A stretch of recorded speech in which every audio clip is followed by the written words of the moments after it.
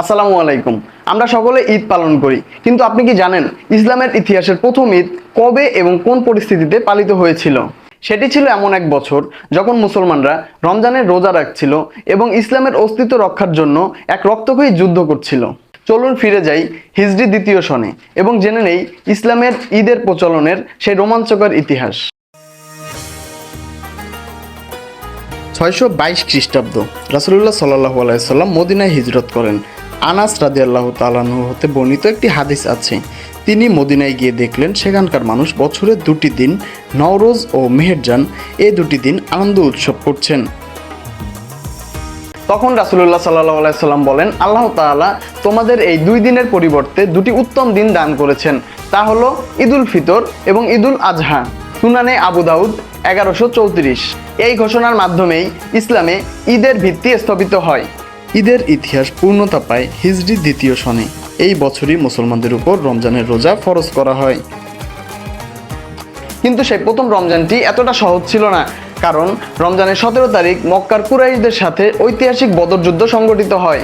একদিকে রোজা রেখে ক্লান্ত শরীর, অন্যদিকে সংখ্যায় 3 গুণ বড় বাহিনী। আল্লাহর অশেষ রহমতে মুসলমানরা সেই যুদ্ধে বিশাল বিজয় লাভ করেন। বদর যুদ্ধের বিজয় নিয়ে মুসলমানরা যখন মদিনাতে ফিরলেন, তার কিছুদিন পরেই ছিল শাওয়াল মাসের 1 তারিখ, অর্থাৎ ইসলামের ইতিহাসের প্রথম ঈদুল ফিতর। শাওয়াল 1 তারিখ হিজরি 2 মার্চ 624 খ্রিস্টাব্দ। সেই ঈদের আনন্দ ছিল দ্বিগুণ। একদিকে 1 মাস সিয়াম সাধনার তৃপ্তি, আর অন্যদিকে বদর যুদ্ধের বিজয়ের গৌরব।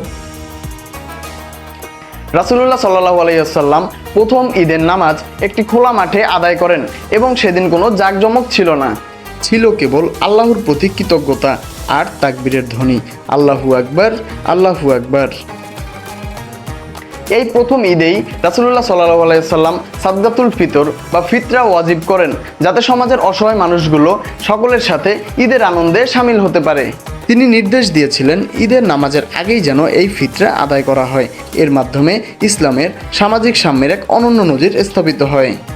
আজকের আধুনিক যুগে আমরা ঈদকে কেবল খাওয়া দাওয়া আর নতুন পোশাকের মধ্যে সীমাবদ্ধ করে ফেলেছি, কিন্তু প্রথম ঈদের ইতিহাস আমাদের শেখায় ঈদের প্রকৃত আনন্দ হলো ত্যাগ, ইবাদত এবং আল্লাহর সন্তুষ্টি অর্জন। ভিডিওটি কেমন লাগলো অবশ্যই কমেন্টে জানাবেন, আর আপনার পরিচিত যারা ঈদের সঠিক ইতিহাস জানে না তাদের এই ভিডিওটা শেয়ার করে দিবেন।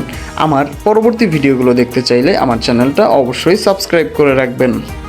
আপনারা সকলে ভালো থাকবেন, দেখা হবে পরবর্তী ভিডিওতে। ঈদ মোবারক।